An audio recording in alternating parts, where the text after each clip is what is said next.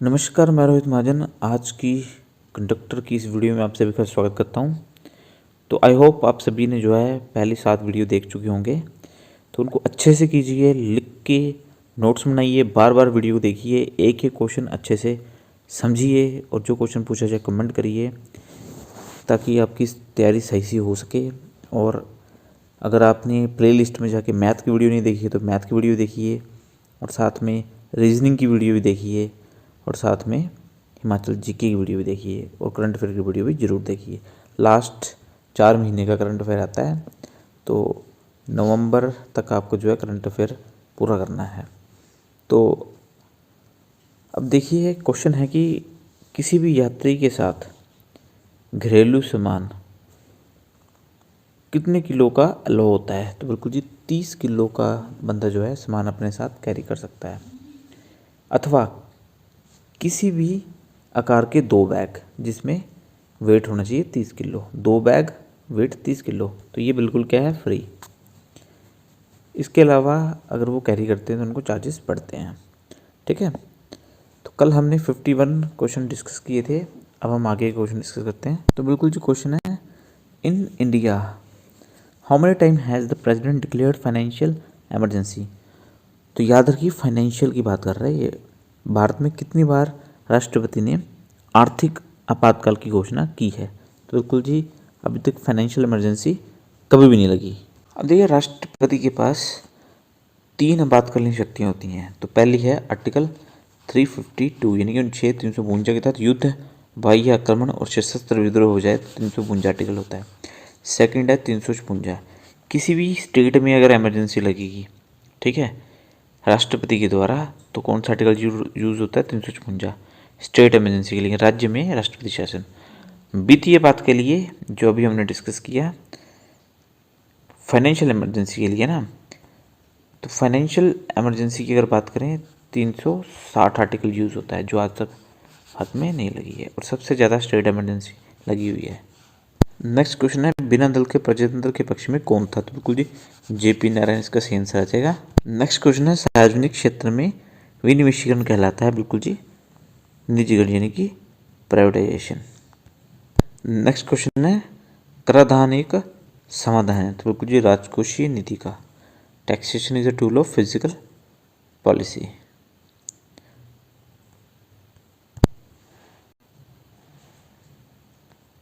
Next question है, नीली क्रांति किससे संबंधित है? मछली उत्पादन से। तो नेक्स्ट क्वेश्चन है, आंतरिक व्यवहार संबंधित है? तो बिल्कुल शेयर मार्केट से ही संबंधित है, ऑप्शन बी। नेक्स्ट क्वेश्चन है, ग्लोबलाइजेशन मीन्स, यानी कि वैश्वीकरण का अर्थ है घरेलू अर्थतंत्र का विश्व अर्थतंत्र से समेकल, यानी कि ऑप्शन ए करेक्ट आंसर आ जाएगा। नेक्स्ट क्वेश्चन है, Indian economy is mix economy है, यानी कि मिश्रित अर्थतंत्र है, ये option. Next question, national income is, राष्ट्रीय आय क्या है? साधन लागत पर शुद्ध राष्ट्रीय उत्पाद, तो बी ऑप्शन करेक्ट आंसर आ जाएगा। Net national product at factor cost. Next question है, गुरुत्वाकर्षण का सार्वभौमिक नियम प्रतिपादित किया है? तो बिल्कुल जी न्यूटन द्वारा गुरुत्वाकर्षण का नियम प्रतिपादित किया गया है। नेक्स्ट क्वेश्चन है, किसी निकाय द्वारा उसके गति के गुण का द्वारा धारित ऊर्जा है? तो बिल्कुल जी बी ऑप्शन, गति ऊर्जा, यानी कि काइनेटिक एनर्जी। नेक्स्ट क्वेश्चन है, पदार्थ की भौतिक गति द्वारा ऊष्मा का स्थानांतरण कहलाता है? बिल्कुल जी कन्वेक्शन, यानी कि संवहन। नेक्स्ट क्वेश्चन है, the Audible range for human ear, यानी कि मनुष्य के कानों द्वारा श्रवण प्रयास है? तो बिल्कुल जी मनुष्य जो अपने कानों से आवाज़ सुन सकता है, ऑप्शन सी 20 हर्ट्ज से 20,000 हर्ट्ज तक। तो नेक्स्ट क्वेश्चन है, चमगादड़ अंधेरे में उड़ सकते हैं? तो बिल्कुल जी अल्ट्रासोनिक के कारण, सी ऑप्शन सही है। नेक्स्ट क्वेश्चन, दाढ़ी बनाने के लिए किस दर्पण का उपयोग होता है? तो बिल्कुल जी अवतल दर्पण का उपयोग किया जाता है, कनकेव मिरर। अब देखिए, हमारे 2 लेंस होते हैं, कनकेव और दूसरा होता है कॉन्वेक्स। तो अवतल और उत्तल लेंस 2 ही लेंस होते हैं, एक बार अच्छे से जान लीजिए, ज़िंदगी में कभी क्वेश्चन गलत नहीं होगा। तो बात करें कनकेव की, यानी कि अवतल लेंस की, ये नेगेटिव होता है, ठीक है, नेगेटिव पोजीशन होती है इसकी, और ये कन्वर्ज करता है इमेज को, ठीक है। और ये किस लिए यूज़ होता है? निकट दृष्टि दोष को दूर करने के लिए। ठीक है, तो अगर हम बात करें ये कहाँ कहाँ यूज़ होता है, तो टॉर्च में जो पड़ा होता है वो भी अवतल लेंस होता है। ठीक है, हेडलाइट्स में पड़ा होता है वो भी अवतल लेंस होता है। शेविंग मिरर में होता है, ये आपने पढ़ लिया, अवतल लेंस होता है। डेंटिस्ट जो यूज़ करते हैं आपके अंदर दांत देखने के लिए, ईएनटी यूज़ करते हैं, तो वो भी क्या करते हैं? कनकेव। सोलर में कौन सा यूज़ होता है? कनकेव। और साथ में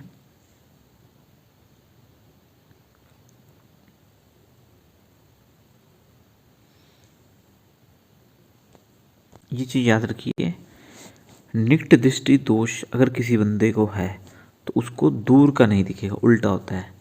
निकट दृष्टि दोष है वो दिखेगा नहीं, दूर का। ठीक है, तो इसके लिए कौन सा लेंस यूज होता है? अवतल लेंस, याद रखिए। सेकंड लेंस है कन्वेक्स यानी कि उत्तल लेंस, तो ये पॉजिटिव होता है। ठीक है, तो इस लेंस में क्या है? दूर दृष्टि दोष को दूर करता है, ये दूर दृष्टि दोष है ना, तो यानी कि पास का नहीं दिखता, उल्टा होता है। ठीक है, और ये यूज़ कहाँ होता है? गाड़ी के पीछे देखने के लिए यूज़ होता है, ये बात याद रखिए। ठीक है, तो बस आपके लिए इतना ही इम्पोर्टेंट है, बाकी आपके लिए इम्पोर्टेंट नहीं है। नेक्स्ट क्वेश्चन है, विद्युत बल्ब में फिलामेंट बना होता है, तो बिल्कुल जी टंगस्टन का। तो विद्युत बल्ब में टंगस्टन का फिलामेंट बना होता है। और नाइक्रोम कहाँ होता है? जो हीटर के अंदर तार होती है वो नाइक्रोम की होती है। और बल्ब में गैस कौन सी भरी होती है? आर्गन। तो नेक्स्ट क्वेश्चन है, hydrogen bomb is based on. तो याद रखिए बम में फ्यूज़ होता है, ऐसे याद रखिए। तो FUS न्यूक्लियर फ्यूज़ करके याद रखिए, नाभिकीय विखंडन। ठीक है, एक होता है फिजन, एक होता है फ्यूज़न। तो बम का फ्यूज़ है ना, तो न्यूक्लियर फ्यूज़न याद रखिए। तो नेक्स्ट क्वेश्चन है, which acid is used in lead storage batteries. तो सीसा संचयक सेल में कौन सा एसिड यूज होता है? Sulphuric acid. तो बैटरी याद रखिए, बैटरी में एसिड कौन सा होता है? सल्फ्यूरिक। नेक्स्ट क्वेश्चन है, ब्लीचिंग पाउडर इज। तो ब्लीचिंग पाउडर जो होता है कैल्शियम ऑक्सीक्लोराइड होता है, कैल्शियम ऑक्सीक्लोराइड। नेक्स्ट क्वेश्चन है, ऊष्मा और विद्युत का सुचालक कौन होता है? तो बिल्कुल ग्रेफाइट होता है। ब्राउन्स यानी कि कांसा एक है, तो बिल्कुल जी केमिकल कंपाउंड रासायनिक यौगिक जो इसका आंसर आ जाएगा। नेक्स्ट क्वेश्चन है, glass is best described as an. तो कांच श्रेष्ठ है एक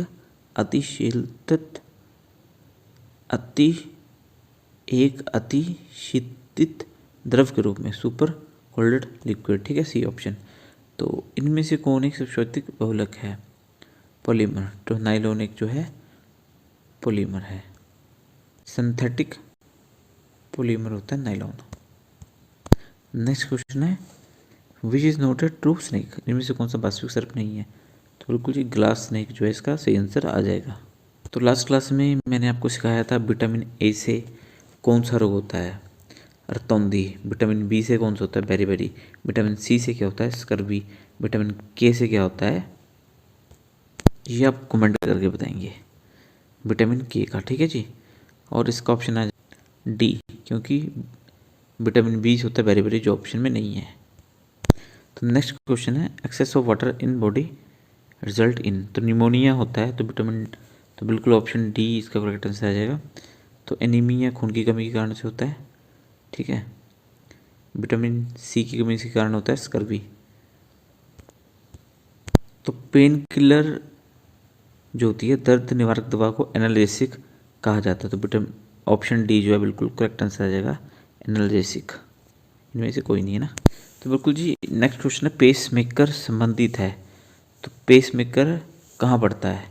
हार्ट में। तो ऑप्शन डी करेक्ट आंसर आ जाएगा। और देखिए एक होता है नेफ्रॉन, नेफ्रॉन संबंधित होता है किडनी से, याद रखिएगा। ठीक है, पेस मेकर होता है किससे?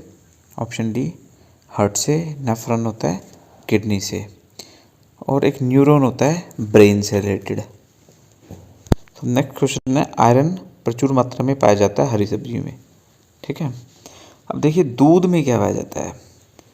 दूध में जो है कैल्शियम पाई जाती है, ठीक है, और अंडे में प्रोटीन पाई जाती है। अब देखिए रीजनिंग के क्वेश्चन आपको कैसे आएंगे, तो अब रीजनिंग के क्वेश्चन आ रहे हैं। तो जैसे चक्रवात संबंधित है प्रति चक्रवात से, उसी तरह बाढ़ संबंधित है। तो बिल्कुल ये सूखा इसका सही आंसर आ जाएगा, डॉट। तो ये कौन सा चैप्टर है, देखिए एनालॉजी क्लासिफिकेशन, ठीक है, ये इससे रिलेटेड है तो वो किससे रिलेटेड होगा, ऑड वन आउट, ठीक है। एनालॉजी क्या होती है, सेम सेम, जैसे ये इससे रिलेटेड है वो उससे रिलेटेड है, इसको बोलते हैं एनालॉजी चैप्टर को, ठीक है। ये आपका बेसिक नॉलेज होता है। और क्लासिफिकेशन क्या होता है, 4 चीज़ें दी होंगी आपको, इनमें से एक अलग जो है छाननी है, उसको बोलते हैं क्लासिफिकेशन चैप्टर। तो ये चैप्टर तो 2 हो गया आपको जो है रीजनिंग करने वाले। अब नेक्स्ट चैप्टर आपको दिख रहा है कोडिंग डिकोडिंग। ये प्लेलिस्ट में जाइए, मैं आपको दिखाता हूँ तो आपने कैसे निकालना है ये चैप्टर।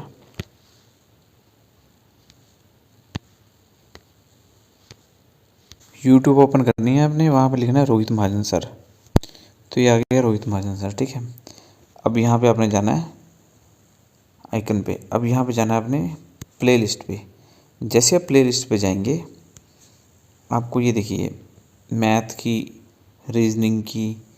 अब देखिए रीजनिंग की हम बात कर रहे थे, तो आपको कौन सा चैप्टर चाहिए, कोडिंग डिकोडिंग। उससे पहले आपको कोडिंग डिकोडिंग करने से पहले आपको जो है एक अल्फ़ाबेटिकली सीरीज़ पढ़ना पड़ेगा, यानी कि अल्फ़ाबेट आपको याद होनी चाहिए, तभी आप कोडिंग डिकोडिंग कर सकते हो।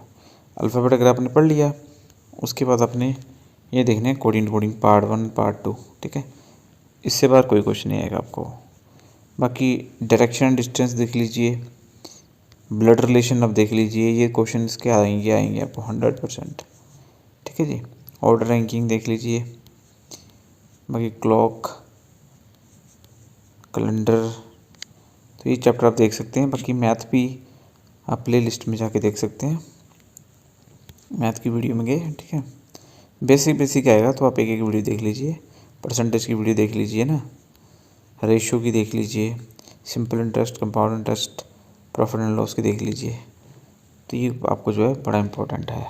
अगर कोडिंग डिकोडिंग आपने जो है अल्फ़ाबेट सीरीज़ का अल्फ़ाबेट लर्न कर लिया। अब देखिए बी का कोड होता है 2, ऐसे जैसे बी के आगे कहते हैं सी, डी के आगे एफ, जी के आगे।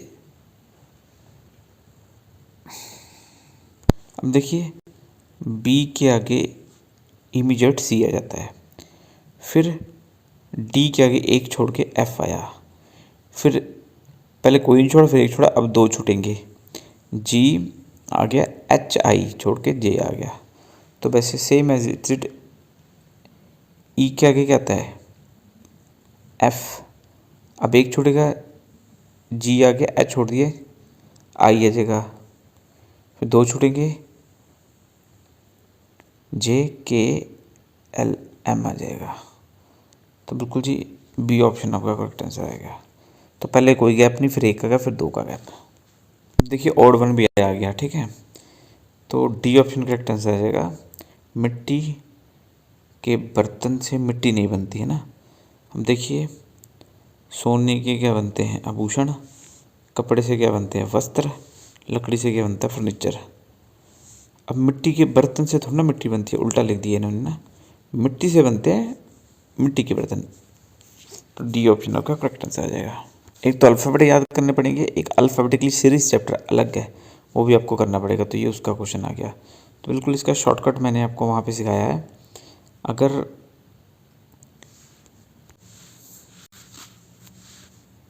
तो ये रहा क्वेश्चन, इसने बोला है अंग्रेजी वर्णमाला में बाएं से 8 मार्क्स है ना, यानी कि how many letter they are between 8th from left. तो 8th लेफ्ट तो ये आ गया, 8th लेफ्ट से तो याद रखिए एच का कोड होता है 8। 7th फ्रॉम राइट, तो राइट से 7th पे आ गया टी, ठीक है।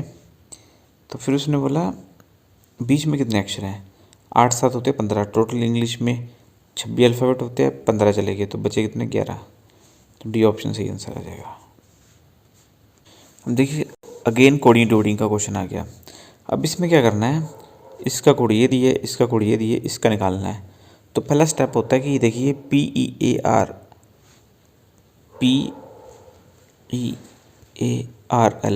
क्वेश्चन में यहाँ देखिए पी का कोड दिए 2, ठीक है।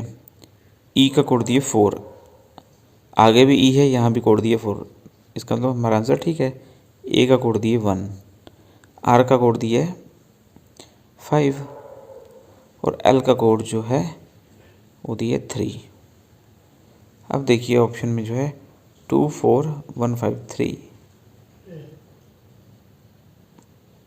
2 4 1 5 3 बी ऑप्शन सही आंसर है। अब नेक्स्ट चैप्टर है सीरीज। ठीक है, अब सीरीज चैप्टर पे आपको करना पड़ेगा। सीरीज दो प्रकार की होती है, एक न्यूमेरिकल और एक अल्फ़ाबेटिकली। ठीक है, तो अब इसमें आप देखिए 3 का डबल 6, 6 का डबल 3 को 2 से मल्टीप्लाई किया 6, 6 को 3 से मल्टीप्लाई किया 18, फिर 18 को 2 से मल्टीप्लाई किया तो 36 को 3 से मल्टीप्लाई करेंगे, 6 3 18, लास्ट में 8 आ जाएगा। ठीक है, 3 3 9 और 1 10 यानी कि 108, ये ऑप्शन आपका आंसर आ जाएगा। अब इसमें देखिए सी एक छोड़ दिया, फिर ई एक छोड़ दिया, एफ छोड़ दिया, जी आ गया। ठीक है, फिर एच छोड़ दिया, आई, जे छोड़ दिया, के, एल छोड़ दिया, एम, फिर एक छोड़ दिया एन, फिर ओ एक छोड़ दिया, पी छोड़ दिया, क्यू, आर छोड़ दिया, एस, और टी छोड़ दिया, यू। तो यू एक ही में है तो ये आंसर आ जाएगा यू। फिर वी छोड़ दिया, डब्ल्यू, एक्स छोड़ दिया, पाई, तो डी ऑप्शन आंसर आ जाएगा। बिल्कुल जी, सीरीज जरूर देखिए, चैप्टर है ना अल्फ़ाबेट आपको आने चाहिए, ए से जेड तक ABC बननी चाहिए। देखिए ब्लड रिलेशन का चैप्टर मैंने बड़े अच्छे से समझाया, अच्छे से देखिए और आंसर ये आपको खुद करना है। वैसे आंसर बताते तो उसका जाएगा कज़न। ठीक है, इसने बोला जवेद के भाई की बहन के पिता का भाई करीम है, उसकी और करीम की पुत्री डॉली है, तो जवेद किस प्रकार से देता है, बिल्कुल कज़न आंसर आ जाएगा। तो एक बार आप चैप्टर देखिए प्ले लिस्ट में जाके। ठीक है, रीजनिंग का, और 100% आपका आंसर आएगा। तो नेक्स्ट क्वेश्चन है आपका,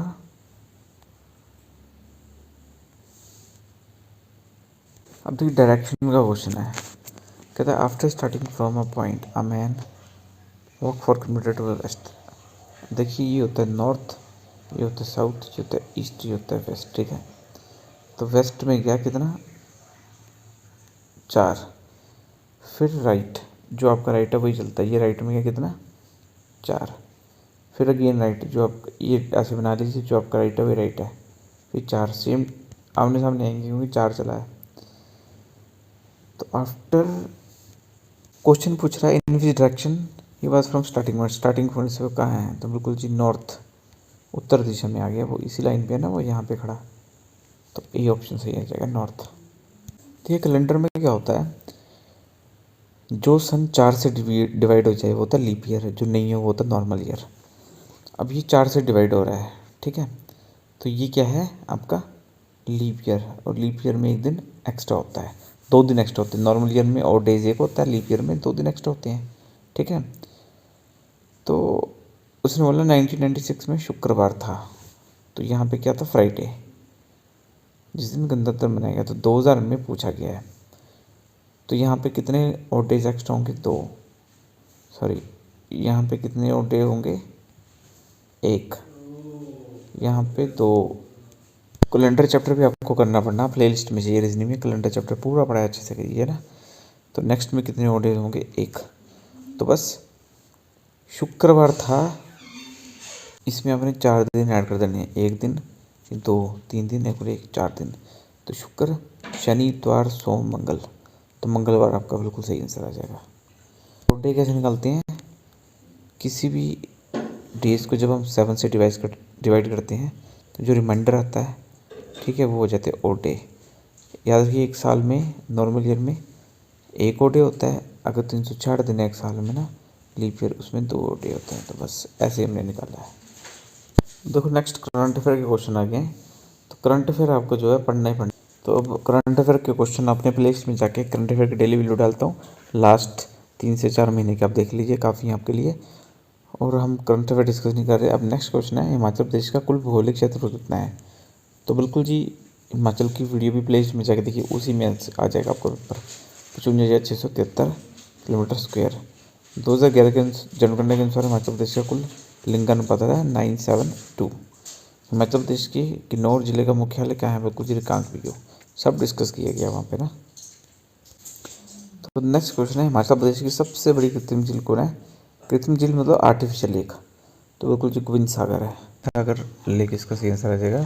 तो ये जो है सतलुज नदी पे बनाई गई है। तो रेणुका जो है आपकी नेचुरल लेक है। चमेरा जो है चंबा में पड़ता है। नेक्स्ट क्वेश्चन है, हिमाचल प्रदेश का सबसे छोटा वन्य जीव अभयारण्य कहाँ है? बिल्कुल जी शिल्ली है हिमाचल प्रदेश का सबसे छोटा वन्य जीव अभयारण्य। तो शिल्ली जो है डिस्ट्रिक्ट सोलन में पड़ती है। 1963 में जो है इसको वर्ल्ड लाइफ सेंचुरी का जो दर्जा दिया गया। शिकारी देवी कहाँ पड़ती है? मंडी में। नेक्स्ट क्वेश्चन है, हिमाचल प्रदेश में रावी नदी का उद्गम स्थल क्या है? तो बिल्कुल जी रावी नदी हिमाचल प्रदेश के डिस्ट्रिक्ट कांगड़ा से बड़ा बंगाल में से उत्पन्न होती है। सबसे पहले आपको पता होना चाहिए हिमाचल प्रदेश की टोटल नदियाँ हिमाचल प्रदेश में कितनी बहती हैं। तो यमुना नदी जो सबसे स्मॉल नदी है, ठीक है। सतलुज नदी जो सबसे बड़ी नदी है, ठीक है। रावी, चिनाब, ब्यास, तो 5 नदियाँ बहती है हिमाचल प्रदेश में। हिमाचल जी की एक वीडियो देखी, उसमें सारा डिस्कस किया है। गसूता मेला कहाँ मनाया जाता है? हमीरपुर में। तो बिल्कुल जी नेक्स्ट क्वेश्चन है, हिमाचल प्रदेश में कौन से जिले में जनसंख्या घनत्व सबसे अधिक है? तो बिल्कुल जी हमीरपुर इसका करेक्ट आंसर आ जाएगा। और सबसे कम है लाहौल स्पीति में। तो नेक्स्ट क्वेश्चन हमारा, साच दर्रा चंबा को जोड़ता है। तो बिल्कुल जी साच पास क्रॉस करके आप पांगी पहुंच जाते हैं, ठीक है जी, जहाँ का हेडक्वार्टर है किलाड़। तो साच पास जोड़ता है पांगी को। तो नेक्स्ट क्वेश्चन है, हिमाचल प्रदेश में क्योंथल राज्य का संस्थापक कौन है? तो बिल्कुल जी गिरिसेन इसका सही आंसर आ जाएगा। कमेंट करके बताइए हिमाचल प्रदेश की टोटल पॉपुलेशन कितनी है, ठीक है। तो और साथ में ही हमें कमेंट करके आप बताइए कि HRTC का हेल्पलाइन नंबर क्या है, और साथ में कमेंट करके बताइए HRTC की अगर मैंने टिकट बुक की है, आपके पैसे कट गए हैं, टिकट बुक नहीं हुई, तो किस ईमेल आईडी पे आप कंप्लेंट करेंगे? तो वो ईमेल आईडी कमेंट में जरूर लिख के बताइए। तो आई होप आज की वीडियो आपको अच्छी लगी होगी। वीडियो को लाइक कीजिए, सभी दोस्तों का शेयर कीजिए, चैनल को सब्सक्राइब कीजिए और बेल आइकन दबाइए। साथ में टेलीग्राम चैनल ज्वाइन कीजिए, डिस्क्रिप्शन में लिंक दिया है लास्ट में, ताकि आपको PDF भी वहाँ पर बैठ की जा सके। Thank you.